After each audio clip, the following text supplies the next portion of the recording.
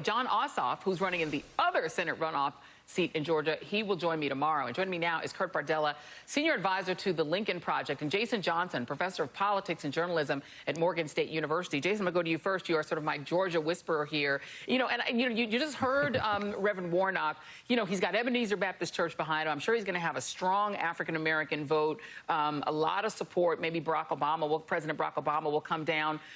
I guess the key question is, can you reproduce what we just saw in Georgia for a Senate race? I think that's the bottom line, right? And the question is, in your mind, can that be done? So that's the risk, right? If we look at recent evidence of runoffs in the midterm elections in 2018, the runoff, the drop-off was anywhere from 40 to 60% in different counties. People just did not come out with the same level of passion when it wasn't Stacey Abrams versus Brian Kemp. I think there's a chance that that could be done.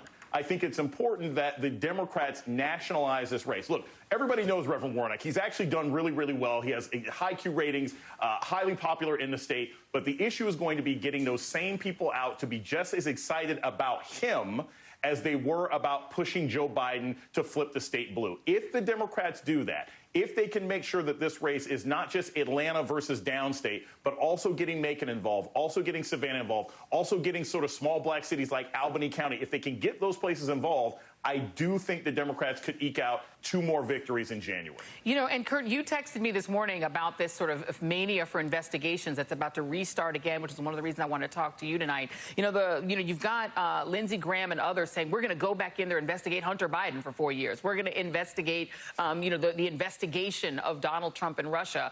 I wonder if inside, Republican circles, do they really believe that that is a way to motivate people to come out in a state like Georgia, where they've had 3,600 new cases of COVID in just the last 24 hours? I think when you look at Joy, the Republican Party, throughout the entire coronavirus pandemic, they've had no answers about how to stave this off, about how to actually listen to doctors, and they've instead decided to launch this war on science. And so they instead go back to the same playbook that they've been running now for the better part of a decade, which is just investigate their political opponents and do nothing to actually help their constituencies. I think that Jason is absolutely right.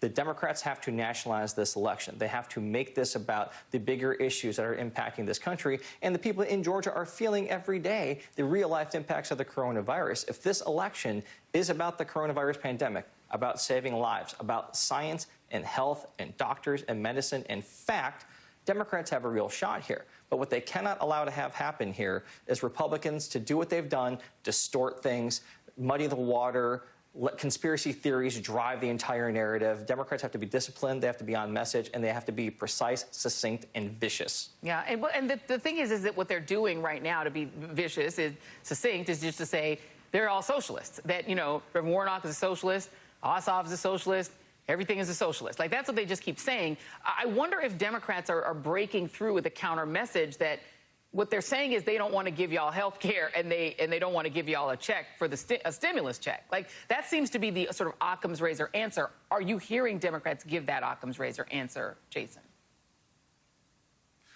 They're attempting to, but Joy, here's the other thing that's at play, and this is when I've talked to people down there, because you hear different answers. Some people are like, hey, we want to be hyper-local. Some people are saying, hey, we need to make this national. What I think, if you sort of combine the two, is, don't you want to be important?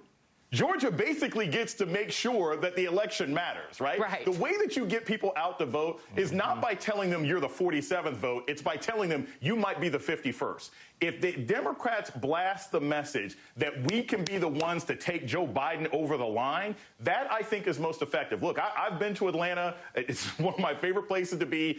Masks and coronavirus are not concerning people as much as they should. And that's not an insult to the city, but the sort of non-mask mandates and the behavior of Brian Kemp.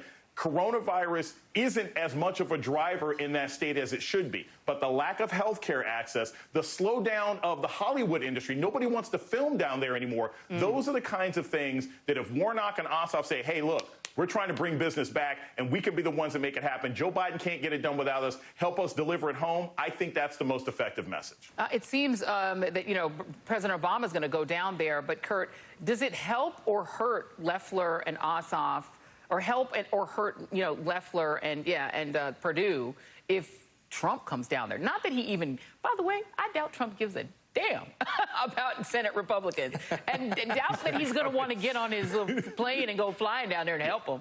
But would it help him even if he did go down there and do a rally, or would it just remind, Georgians in the 6th district how much they despise him? Yeah, I think Jason was actually onto something when he talked about the importance of making sure that people know that their vote matters, that their vote counts. And what we're seeing right now from Loeffler and Perdue, as they side with Donald Trump in this effort to subvert democracy, is that your vote doesn't matter, is that your vote doesn't count. And I think Donald Trump going there just reminds people of that. Trump, of course, who is so hurt and injured that Georgia went blue, I doubt he'll want to even go down there. But I think that the idea that your vote right now, your senators in Georgia are saying that when you voted for Joe Biden and when this state went blue, that should be invalidated, is an important message point that Democrats should not relent on. They need to make sure that Perdue and Loeffler own what they are doing right now, their complicity in trying to undermine democracy and steal this election. And then Democrats will have to do it again in 2 years because Stacey Abrams, she's going to run for governor, and they're going to have to crank this thing up yet one more time. Let's see if Georgia has it in them. Kurt Bardella, Jason Johnson, thank you very much. And still ahead, hospitals